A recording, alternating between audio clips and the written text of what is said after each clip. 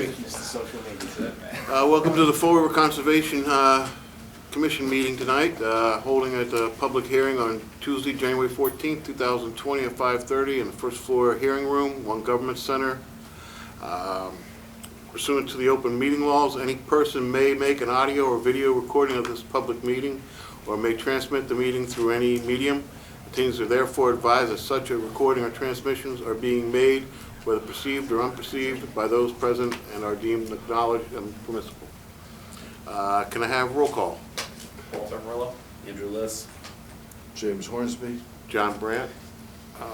Bill Roth, Planning Director of Staff, and also Patty Aguiar, Recording Secretary, and Gary Leet with Fall River Government Access. Okay. First on the agenda tonight is the Notice of Intent. NOI file number is SE 024-0742. The owner applicant, RGK Realty Trust. Project location, Dwelling Street and Kilbourne Street. Assessors map B-17-01.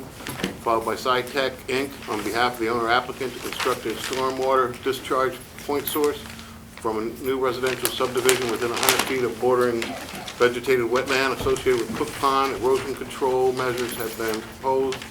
This is tabled from 1/6/20 meeting.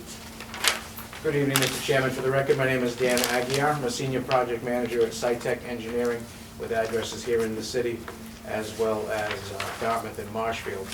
As the chairman stated, the real estate that we're here this evening with regards to is 386 Kilburn Street, which would have been the site of the previously existing King Philip Mill. Approximately 2 months ago, we appeared before the planning board with our definitive subdivision plan and received approval for such. Associated drainage design was reviewed by the city engineer, and the planning board approved the subdivision plan that you see before you today. And I'll turn this back and forth so that everybody can see it. So we have Kilburn Street to the top of the plan, Dwelly Street running along this side. North is actually heading in this direction.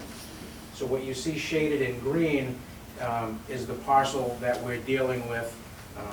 We're not dealing with the actual frontage along Dwelly or the frontage along Kilburn, with the exception of the two roadway entrances that you see here shaded in gray. Directly to the east of this parcel, as you see shaded in green, is Cook Pond that we have shaded in blue, and that's in the, you have full subdivision plan as part of your package. The resource areas that bring us to you today is what you see here shaded in red. Excuse me for a minute. You're blocking the whole thing. I understand that, but I'm going to make a presentation to the board first, and I just said I would turn it, and then I would show you the same thing. Okay. So continuing on, the resource area that we're dealing with is a 100-foot buffer zone to Cook Pond, which you see shaded in blue as well. So the entire roadway system itself is outside of the buffer zone, outside of the Conservation Commission jurisdiction. What brings us to you is that the drainage system that we've designed for this subdivision has a drainage outfall that will run from these catch basins down this lot line, discharging at a head wall before that water would then now run into Cook Pond. The drainage calculations have been submitted to the planning board, reviewed and approved. They've been sent also to DEP. They're also in your package as well. DEP has issued as a file number. They did ask us to submit some additional information, and we continued the very first hearing because of that, so that we could give them the stormwater checklist so that they could review it and make sure that we were meeting the requirements of the Wetlands Protection Act. This is a redevelopment project, and what a redevelopment project is when you have a site that's considered 80% impervious as an existing condition. We don't have to meet every requirement. They say meet as many of them as you can. So when we have a site that was pretty much 100% impervious because of the building area, the pavement area, that's the jurisdiction that we fall under. But through the planning board process, they basically made us meet every one of the criteria as if it were a new subdivision. So we have a drastic reduction in stormwater runoff because we're now adding all of this green space to the property. We have provided different types of water quality enhancement, we call them BMPs, best management practices. The catch basins that we're installing are special storm scepter manholes that separate the suspended solids out of runoff. And then in this pipe section as well, we've also added a infiltration trench, so the pipe will actually be perforated. So once it gets treatment from these catch basins, it will run through that pipe. As much water will leach back into the ground as possible, and only the overflow from that heading out to Cook Pond. So at the end of the day, we've got a drastic reduction in the amount of water that hits Cook Pond than meets it now. We've run it through this treatment system so that we've met the requirements for total suspended solids removal as well. So the very narrow scope of what we're here for today is seeking permission to construct this drainage outfall that's associated with this subdivision plan. And if you can, I'll just give a quick presentation to everybody there. If you can't see well from sitting so far back, please feel free to come on down here if you would like to. So we have Kilburn Street to the top of the plan, Dwelly Street running along this portion of the property here. What you see shaded in green is the area that we're dealing with under this application. The existing mill building that's still standing sits on this parcel, which is not part of this project. And these lots that you see shaded here in white, those are also not part of the subdivision. So it's this green area, and the proposal is to construct this new roadway, which we received permission from the zoning board of appeals and the planning board to do so. Well, what brings us to the Conservation Commission tonight is that there will be a drainage outfall, and the drainage outfall is basically the pipe. So the catch basins that you see in the street connect to a pipe system, and then that pipe would discharge here, and the stormwater collected in this area would then run through this pipe and then into Cook Pond. Now, everything that runs off this site runs directly to Cook Pond uncontrolled. So now that that demolition is done and we're constructing a new subdivision road, the city and different state regulations require us to put in a new drainage system, and that's what we've added here today. And again, that's been reviewed by the city engineer, the other departments that review drainage and utilities in conjunction with the planning board as well. So we have received both of those approvals already. So if you have any specific questions regarding any of that, I'd be glad to answer anything that you might have. I have some questions. Sure. May I? Let him finish. Not yet. You want to ask questions first? Let's see if the board has any questions first. Yeah, if you don't mind. So basically, if I'm hearing you right, thank you, what our jurisdiction is the drainage pipe? Yep. And if this drainage pipe is installed as is, it's going to greatly improve what is there already. Absolutely. Okay. Yeah, drastic. I mean, it couldn't be any more different. Even if this was just a raw piece of land, we would have still met the requirements of the Wetlands Protection Act. Okay, great. But since our starting point is so diminished that it's almost impossible not to be better, but this is drastically better. Thank you. Yeah, I was out there with Bill on Friday, and it's all paved right now, all that water is going right into Cook Pond, so a lot of water is gonna actually go into the ground and be filtered instead of all the runoff coming in. Right, So, and when, problems that we have with many of these mill sites is they're entirely impervious. And the water hits the ground, and all they worried about back then was, let's just get rid of it. As long as it doesn't puddle here, that's our concern. So over the years, yes, there have been, anytime it rains, everything gets washed into whatever drain or into whatever receiving water body there is. Now with the removal of all of that, and the institution of all of this green space, green area, and the underground drainage system, and the infiltration, and the cleaning from the catch basins, we'll have a drastic improvement in stormwater runoff. Right. Questions? One of the concerns I have, could you turn the map around? And that's fine, so as many people can see it as possible. Yep. Would you trace out on the map where is the 100-foot line that this commission is responsible for? Do you want me to bring it up closer? You might. Well, I'm concerned that people know that. Okay, so I'll show the audience first. So, as I stated before, this red line, that's the 100-foot buffer zone to Cook Pond. So if we didn't have this buffer zone to deal with, we wouldn't be before this board. But because we are, and this drainage pipe falls within it, we have to come here and get an additional permit other than just the planning board permit that we previously had gotten. and Reverend, if you'd like to see closer. Right. So this red line, and it's basically Right. the 100-foot line off of the existing Cook Pond. Yeah. Okay. So because if we were able to take this pipe and put it up here, we wouldn't even be here. But because this pipe does come into with the 100-foot buffer zone, that's what brings us before you. And currently, and this comes from the newspaper, I did call the Department of Environmental Protection, and they did not return my phone call. I was trying to get to see their report. Apparently, they've said that, apparently, again, I'm relying on the newspaper coverage and word of mouth, that construction, that the clearance of the property was stopped, and now it's allowed to go forward. This is the demolition of the existing mill? Yeah, Well, maybe I can shed a little bit of light on that.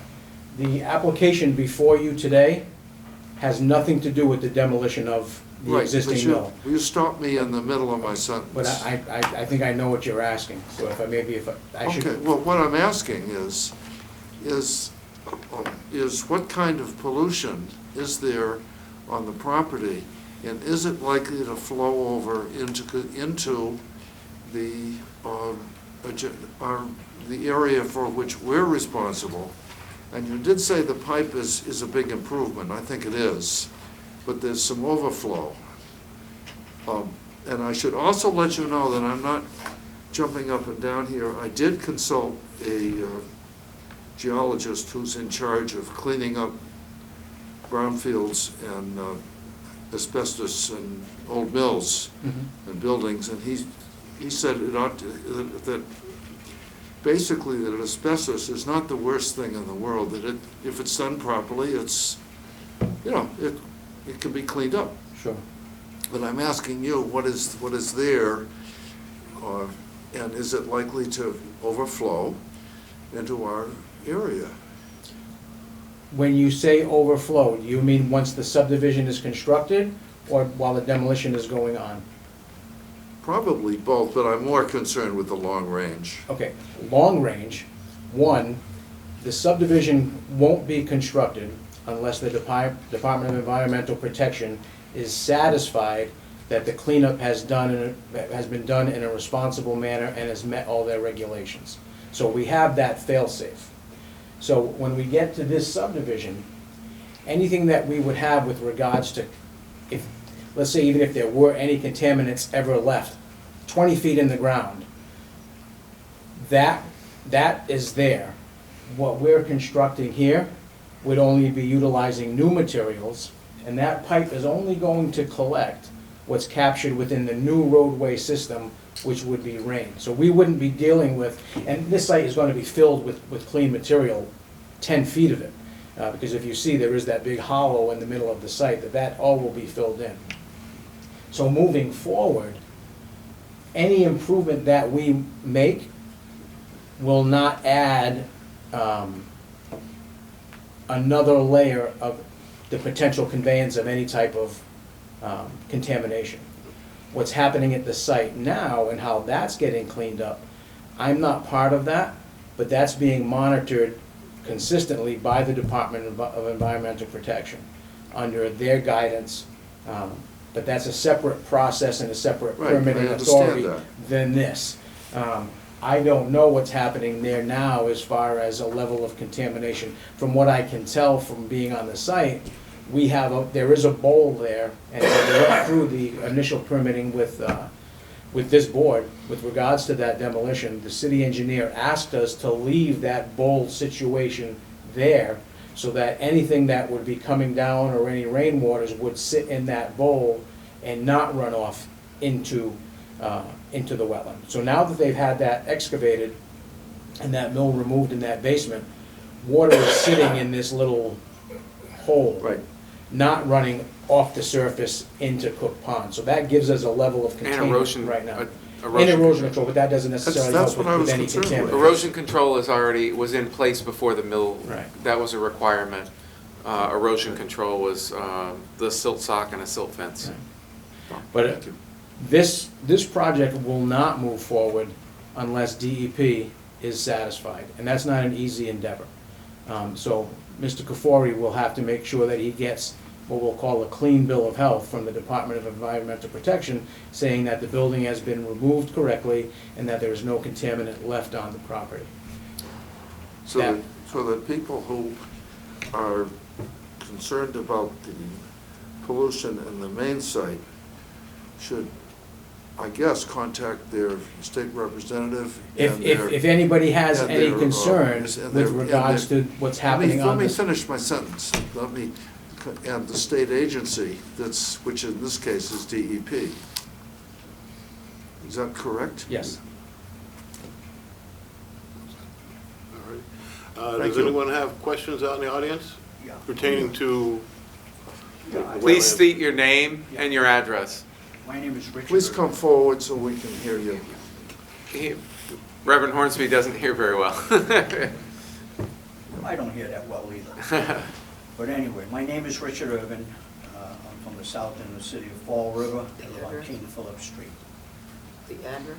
542. I'm not adjacent to the mill. My concern is Cook Pond. I've been concerned about Cook Pond for years. I grew up around a pond. The pond has been neglected for a long, long time. And today's an opportunity to come before the Conservation Commission and mention a few things. Now, I don't know if there's a shroud along the fence along the pond. There's a shroud around the fence, dwelling in Kilburn, and on the other side, south side, but along the pond, I don't think there's a shroud. We were there Friday, and I didn't see a shroud. The shroud, I don't think there was a shroud along the fence, Cook Pond side. I think it needs to be. That's the screening he's talking What's a DEP. shroud? What are you talking about? He's talking about the The fence? Hey, bales A. No. Usually bales A. Oh, there is erosion control. There are erosion control, what you would consider a shroud was put in place along the high side before the slope goes down. That was required. Hay bales, he's talking about. Well, they used silt fence and silt sock versus hay bales. So it's an approved method. All right, That was put in prior to and has been Let me use maintained. another word instead of shroud. The curtain along the fence, you saw the Green curtain curtain, along the yeah. fence? I don't think there's a curtain along the fence on the water side. Now, if that curtain along the fence is supposed to abate the dust, well, there's no curtain on the water side. I think that needs to have one. I didn't see one. The curtain's for respiratory, it's for anybody breathing, so it's on the city Oh, like the side. curtain up the top of the fence? Yeah. Like the Yeah. 6-foot curtain? Okay, Now, just a that's comment, that would be a DEP requirement. not something you would require. No, because that's the fencing So- and curtaining off of the site is the Dust DEP. flowing into the pond, that's your concern, isn't it? All right. Excuse me, can we interrupt for 1 minute? people- Councilman Mr. Lee Irvin, is here. I'd like Mr. Irvin to finish his piece before I talk, but I just wanted to go next, that's all. Okay. So you have to be upstairs though in Yeah. 5 minutes, so. No, yeah, we The got to. council meeting has to be at, that's. You want to go before me? Mr. Irvin, I apologize for interrupting. I just No. wanted to address Mr. Hornsby and just the board overall. My name is Trot Lee, city councilor. I live on 70 Orange Street, Fall River. I wanted to just say that I'm going to be chairing the subcommittee for environmental affairs, and immediately I was aware of the news article that Mr. Hornsby was speaking of. That's part of the reason why I'm down here today. Pamela Liberty LeBeau, the vice president of the city council, was aware of it. She also addressed that article, and she's going to, well, she already has, I believe she's going to gather a representative from the DEP to have a special meeting about it. So any environmental concerns, just letting people know that we will be trying to address that in that special meeting. And if there's any further unanswered questions in regards to the asbestos situation, I'm planning to try to have it moved to my subcommittee as well to further deliberate. So we are trying to do more to address this issue, if there is an issue at all, okay? All right, thank you. Thank you, Mr. Irvin. That's it. You're welcome. Thank you for coming. I I also spoke with Richard, asked him if he could yield his time so I could say a few words, because I was going to be speaking in a couple of minutes at the city council meeting on the Northeast cannabis traffic problem. But I just wanted to say that, you know, I'm concerned also with the same thing these residents around Cook Pond, and Richard, of course, is many years of concern about pollution in Cook Pond. We all know for 100 years or so, every textile and dye and oil was dumped into Cook Pond, tires, trucks. I used to swim there, I know. So it was a disaster. The pond today, I believe, is cleaner than it's ever been. We've had water tested. There's fishing clubs in the Commonwealth that want to do game fishing events at that site. It's really an incredible resource for our community, and will eventually be even more so used when this site is completed, when that additional recreational space is actually made as a result of this development. You know, there's a stall right now. I know that the DEP has given the developer a green light to go forward to remove the contamination. There were traces found of asbestos. This DEP, so people wouldn't think this, but DEP is a regular visitor at the site. They visit almost every week. I don't know anyone in the community who hasn't been on the site more than myself. My office is 2 blocks away. It has been an endeavor that the South End Neighborhood Association has been seeking for more than 7 years. So I believe that Mr. Camfori, the developer, is sincere about what he's doing and how he's trying to do it. He has engineers on site. They've hired the environmental company. The reason why you see that shroud that is on the fencing is because that environmental company came in. I was also there the day they were going around to all the yards, removing any debris. If we remember, there was a major windstorm at the beginning of December. It blew debris everywhere. And really, this was what started this process, because some of that debris was shingles. We weren't sure if those shingles came from the mill site, from old shingles, or from a different building. But obviously, they detected traces of asbestos. And since then, they've done what they should do, and that is, of course, seal that area, concerned for the asbestos toxins to not to escape that area.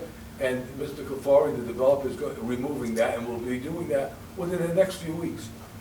So I'm hoping that this all gets resolved soon, because we want to see this project move forward. I don't know if anyone has any questions for me. I know the project. I don't know the details of the construction or the demolition. It's unfortunate, however, that no matter what we knock down these days, whatever building, whether it's a mill building or a school building or an office building, we're going to find asbestos, and we're going to find other items that are toxins to people. Yep. And that's just one of the realities that we have to live with. And we want to ensure that people are safe. You know, safety is the first issue. It's the issue why we started the whole mill project to begin with, is fear of fire. That was the first thing. If the building would have burned, no one would have been talking about asbestos. They would have been talking about saving lives. Now that we've eliminated that issue, now we move on to the next issues. But I'll be so happy when this is resolved and we can move forward, but all in the name of safety. But thanks. What's your address, sir? Alan Sylvia, State Representative, Address? 1664 South Main Street. Thank you, Richard. Alan. Thank you. I'll just finish up. I don't have that much. But talk about the curtain along the pond. I didn't see one. I don't know if there's sediment bales to catch any runoff. I just mentioned it. That's, I would assume, your purview. Make sure nothing runs Yeah, off. those were in place prior to the demolition. Okay. There's going to be a a drainage pipe into the pond. Now, will that be monitored? Is that something that someone will look at Yes. occasionally? You don't have to answer now, but it'll be runoff and it goes into the pond directly. So what'll happen is the drainage system as part of this subdivision most likely will ultimately be turned over to the city and become a city street. And at that time, that drainage pipe, the pavement, the drainage structures, the water line, the sewer line, that will all become ownership of the city of Fall River. With what is there, I mean, there are drainage outfalls all over the city into different wetlands and different water bodies. This would be no different than that. Would it need some periodic cleaning every couple of years? Maybe if there was some debris built up at the end of the end of the pipe itself. The catch basins that are installed, they do require some periodic maintenance as well, taking the sediment out of them, because it collects sediment, separates it from the water so that only clean water would pass on out through the drainage outfall. The other comment, I want to approach the map here. Got the, from the pond, the 100-foot buffer area. Now, maybe Mr. Reverend Hornsby, you can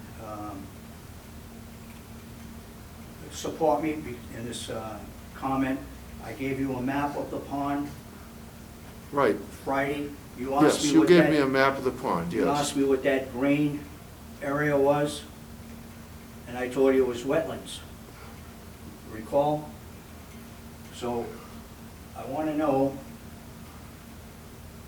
if that was taken into consideration when this 100-foot buffer zone was delineated. There is wetlands. So if the wetlands start here and it's 100 feet, that's fine. But if the wetlands are not included, if this is actual water line, if you go down to the pond and you see this actual water line, the wetlands extend from the water line. So this could be, the buffer zone could be in the wetland area, and I'm sure you would like to take that into consideration, because you'd have to be 100 feet away from the wetlands. I can respond. So, you can see it a little bit easier on your plan. So, when we're looking at this side of the property itself, this is the limit of the existing building that was previously on the site, something to that effect. And then continues on. So right now, the demolition is happening, they're just about on that line now. So, for this portion of the site, the building and the pavement associated with it, this limit along this portion of the property is all concrete retaining wall. This line is the limit, because when you're standing out there, again, we've had this conversation, it's a little bit deceiving. This is the edge of the actual fence and pavement that is there now, and then this is a very, very steep slope. At the bottom of that slope, where it hits the water, there is a very thin bordering vegetated wetland. Along this slope is not a bordering vegetated wetland, and when we had filed a request for determination during that demolition, we had addressed that fact. But when people stand out here, they think that this paved portion, all in here, is part of this project. It is not. The project is actually up a little bit further from that. So our wetland scientists had gone out previously, and the wetland delineation would be along the edge of this retaining wall, the edge of this pavement, retaining wall, and then at the toe of that slope. You would not have a bordering vegetated wetland coming up a slope that's at a slope of 1-to-1 or even 2-to-1. Very steep slope that's happening here, and that's not part of our project, so we're not touching that either. So in the location of where this drainage outfall is, this is concrete retaining wall now, and the actual outfall is pulled back from that. So that red line is the 100-foot buffer zone to the wetland resource area. If that answers everyone's question. Is the retaining wall going away? No, retaining wall staying. Getting rid of the retaining wall with, I believe it probably goes a good 8 to 10 feet into the ground, and that would cause more of a disturbance. It's basically, it's flush with the bottom of the slope. and the water might be another 3 feet below that retaining wall. Yeah. So you've got the riprap, you've got the pipe that ends, what, 35 feet from Yeah, so the pipe ends here. pipe ends, and then you have Then there's a level riprap. spreader. Well, This- riprap. The then there's a riprap level spreader, the level spreader. And then that water would spill over just the way that it does now. Okay. I have one more comment, you know, if you- is the developer gonna allow access along the water? No, absolutely not. Well, he's promised that many No, times. actually, he's never promised that, and that's not part of this application. The city sold this property He has and made, and let I've me finish I've now. been to a number Let me of, I've finish. been to a number of meetings at the South End Neighborhood Association, and he's mentioned that he would allow public access along the water edge. Yeah. he Many said that. times he said that, so. And he may on the adjacent parcel, but I'm not privy to those conversations, I know and you might not be, I'm just testifying. I know he talks about water access being this portion that that's little right corner. here, the triangle, but I know that when I first started here, this was in the process of being sold, and there were discussions regarding that, and reserving a 10 or 15-foot strip, and the administration at that time chose not to reserve that and sold it down to the water And when did you start work here? 2 years ago. Thank you. Yeah, the sale went through probably, what, March? I don't, March or April. It was in the first 2 months of my starting here. yeah, it was, I know it was the week you started, The week I started, We were dealing with this that. got on my, Yep. got on my desk when they were looking at it. So. Right. I do have a couple questions, Mr. Chairman, can I ask? Sure. Lots 10, 11, no, I'm sorry, lots 6, 7, 8, 9, and 10.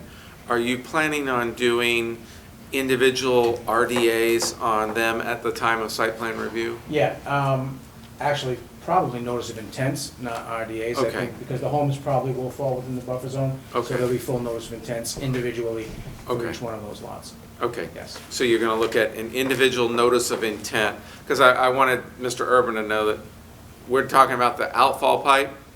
When the houses get constructed on lots 6, 7, 8, 9, and 10, the lower ones, each house will require a notice of intent to be filed. So we'll look at the drainage, the house placement within the buffer, and because a lot of these lots are within the buffer, so there'll be impacts of the individual construction. So the individual, that's what I asked him, because he's not seeking that with this, because he doesn't have enough information. So on lots 6, 7, 8, 9, and 10, those will require individual notice of intents, or if the developer knows his layout, he could do it all under one, You probably can answer this question, maybe. maybe. I was gonna qualify it, but Depends on what it is. public access to water, bodies of water, as you know, I know, if it's along the shore or, Between the mean high and the mean low. you have any? That's usually ocean, that's tidal. Right, I know, but do you have any idea of in regards to a pond?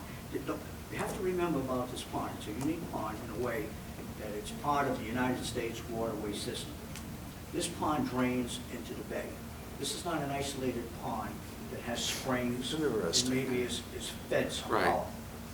Right. This pond, But almost all of ours do, the South Watuppa, North Watuppa, they all ultimately drain into the ocean. Well, but they are part of the, Yeah. they are United part of the States waterway system. which is It's quite under the right. jurisdiction of the Army Corps of Engineers. So, I mean, this might be a stretch, but for years, people just really would have liked or would like to walk around the pond.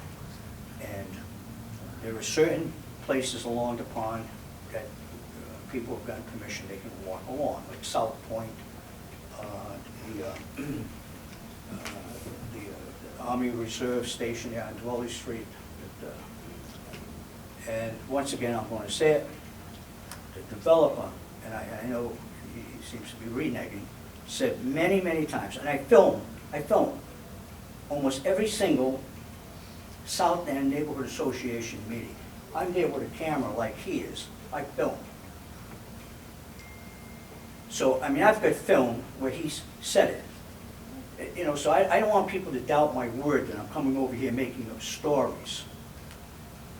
But if, you know, if there's no access, there's no access. That's, Mr. Urban, just, you did mention the path, and I'm concerned with that because I did help actually dig some of the path behind South Point and Henry Lloyd. And I'm hoping I would like to pursue that with Mr. Kafuri. The city did sell it to him without any restriction. That's the major problem. And it's not part of our commission. So I'm going to ask City Councilor Trott and perhaps you and anyone else that wants to join us to come talk to Mr. Mr. Kafuri, and see if there's some way that we can get through and get by. It doesn't mean we have to run on the water, but it's the current path along the water that runs from Heritage State Park. I was on it Sunday.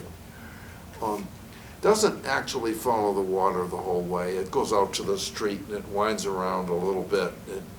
It goes in, and maybe there's something we can do, but it's not something that this commission can do officially as part of our business. It is something that we can do as citizens, as you can do as a citizen, as... well, as a developer could grant an easement. What? The developer could grant an easement, a public easement along the bottom of the land there, along the water's edge. I know the city did not retain or designate Right. No. or keep an easement along the water before it made the sale. This goes back, you know, it's like the rail trail too. We had a problem with that because someone didn't do their homework.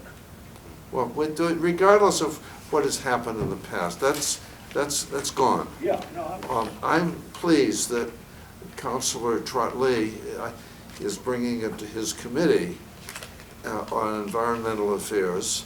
That might be the best spot for the citizens of Fall River to talk about this. thank you. Thank you for your comments. Thanks. All right, so,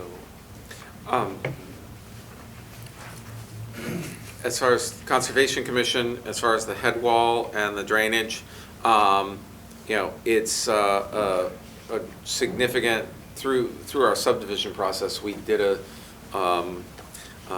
we had many rounds with Mr. Mr. Aguiar and the applicant. We went probably 2 or 3 rounds before we figured out the drainage and came to a resolution. So the drainage is dramatically improved. That was assured through the subdivision.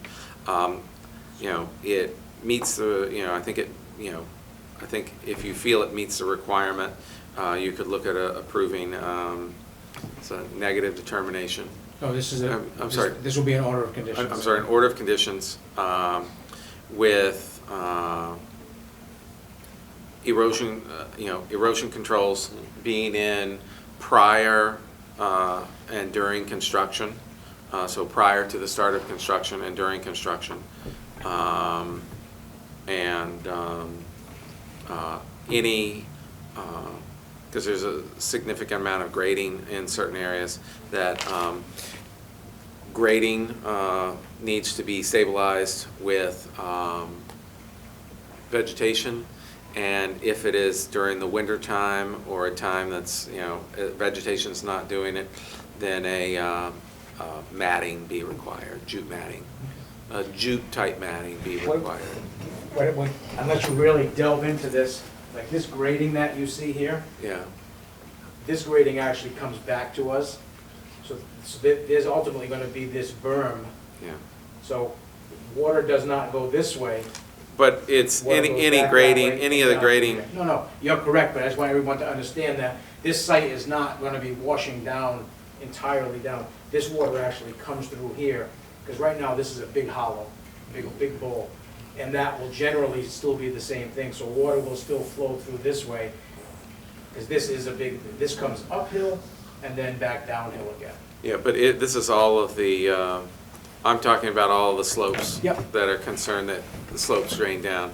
You know, like that 83, you're pretty much from that 83 contour down, 82 and 83 contour down. Sure. That soil stabilization, if it's during the winter and it hasn't been done, that matting be required until vegetation can be grown. And that's really pretty much the only conditions I'm recommending. We don't need an as-built because we'll get an as-built with the subdivision. We don't vote? We don't need an as-built, we don't need to require an as-built plan. Oh, okay. Because the Yes, as-built I plan, understand that, the yeah. as-built plan is part of the subdivision I requirement. didn't know what that was until you said as-built. Okay. So can I have a motion on ordered conditions with erosion control before and during construction? And if it's during winter time, if the vegetation isn't up, we use a jute-type matting. I'll make that motion. I'll second that motion. Is there, just before we vote, is there anything else, I wanted to thank you again for your work on this. Is there anything else we should add? Not that I can think of, because it's Okay, fine. Thank you. it's a small, limited Fine. area. Aye. Aye. Okay, vote passes. Thank you. Thank you. The subdivision approval that references the plans that you're also referencing, there were a number of erosion control notes and operation and maintenance schedules and all of that kind of stuff. That's kind of all been hashed out through the planning board process previously. Thank you. You guys have a good night. All right, can I have approval of minutes, January 6th, 2020? I'll make that motion. I'll second that motion. Vote. Aye. Minutes approved. Aye. Any citizen input?